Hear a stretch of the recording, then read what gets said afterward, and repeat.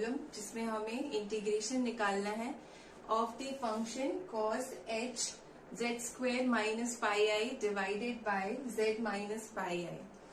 इस फंक्शन का हमें निकालना है इंटीग्रेशन। ये वो भी आपको c के अलॉन्ग, c हमारा क्या है, कर्व है, वो भी रेक्टेंगल शेप में, जिसके कोऑर्डिनेट्स हैं, जिसके वर्टिसेस हैं ये +-1 एंड +-1 +4i। सो सबसे पहले हम c को ड्रॉ करेंगे। c को ड्रॉ करने के लिए हमें चाहिए कॉम्प्लेक्स प्लेन।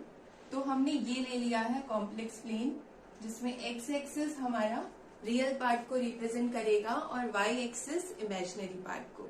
तो जो हमारा फर्स्ट है पॉइंट वो है +1, मीन्स +1 +0i, मीन्स ये आपका 1,0 कोऑर्डिनेट रिप्रेजेंट करेगा, जो कि होगा x एक्सिस में 1,0।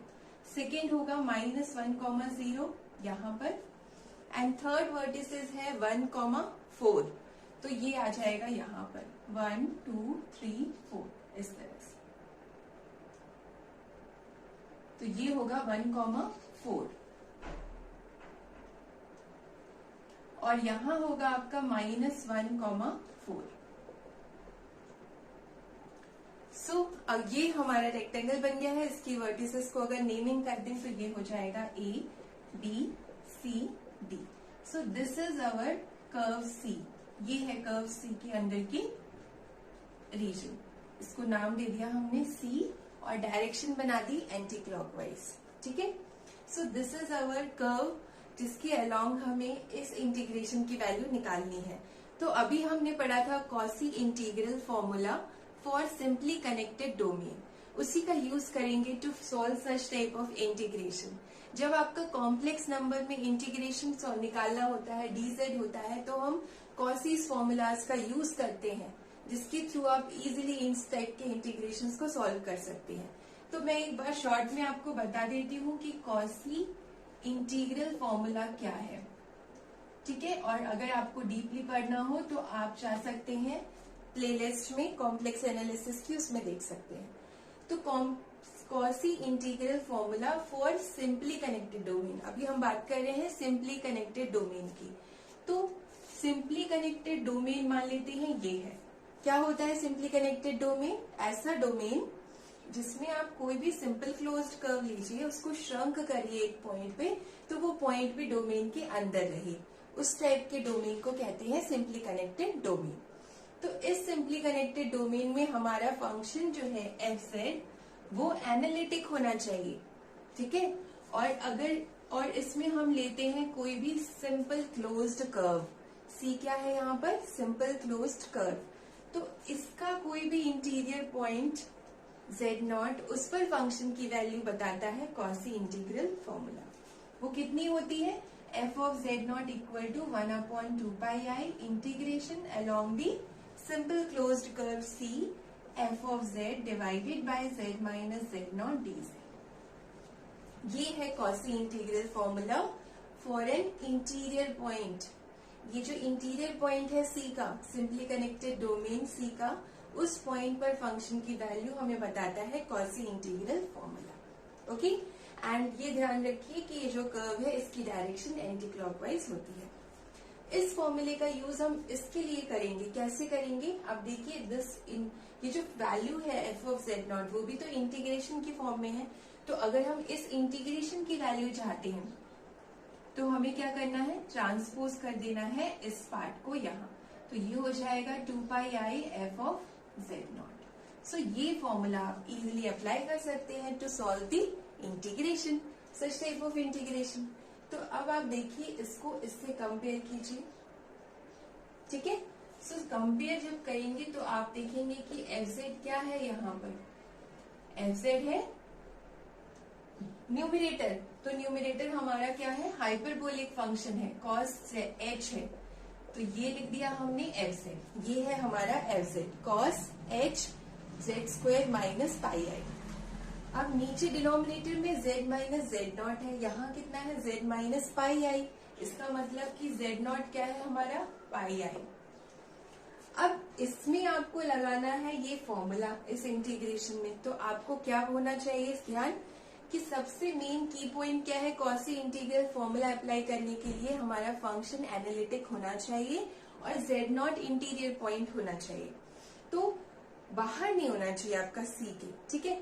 सो आपको सबसे पहले देखना है कि जो हमारा फंक्शन है क्या वो एनालिटिक है C में, डोमेन में।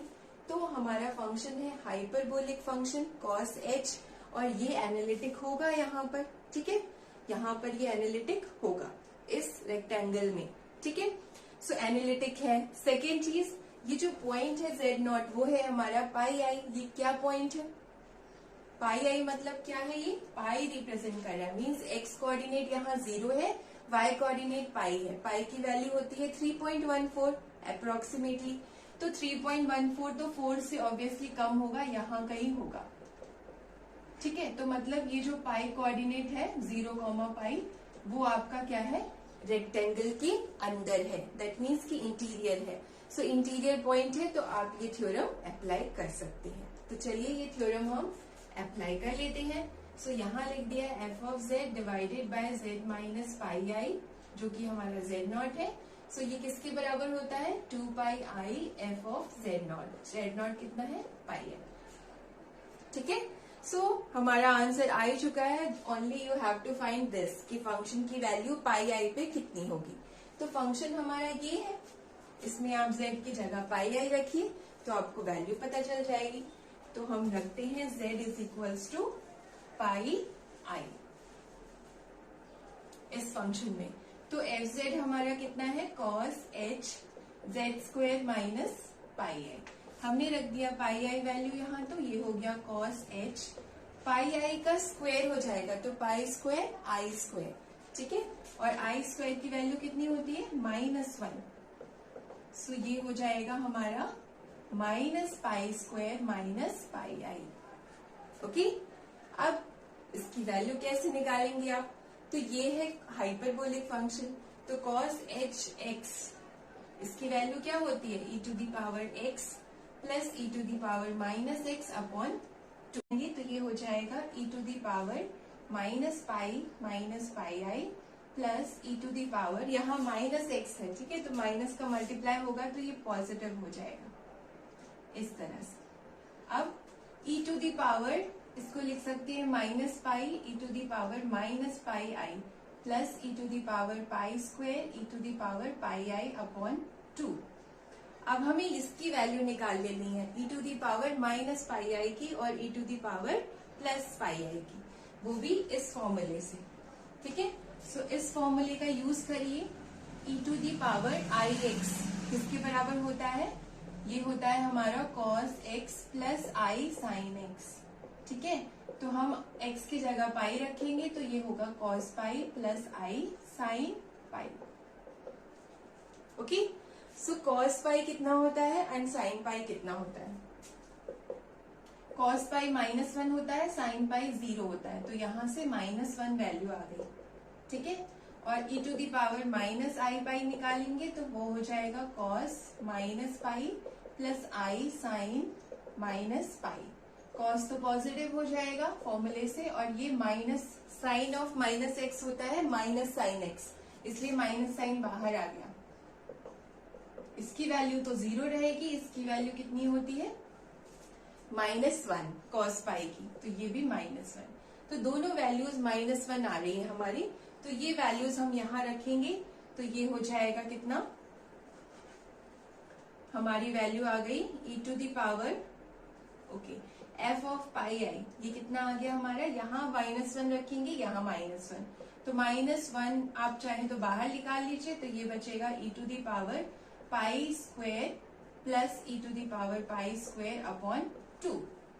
ओके, एंड ये अगेन यही फॉर्मूला रिप्रेजेंट कर रहा है, ठीक है, पॉजिटिव है दोनों वैल्यूज। इसको आप चाहे तो एक बार आगे पीछे कर लीजिए ताकि सेम वही दिखने लगे आपको। ये हो जाएगा कितना? e to the power pi square plus e to the power minus pi square upon 2। और ये किसका फॉर्मूला है? इसका, cos h पाई स्क्वायर, तो यहाँ लिख देंगे हम minus cos h pi square. तो ये वैल्यू आ गई हमारी f ऑफ पाई आई की, तो ये वैल्यू आप यहाँ रख दीजिए, 2 पाई आई, माइनस साइन आ जाएगा बाहर, और यहाँ cos h पाई स्क्वायर। सो ये इंटीग्रेशन हमारा आ चुका है, इंटीग्रेशन की वैल्यू, ठीक है। So this is our answer, -2 pi i cos h pi square, ये है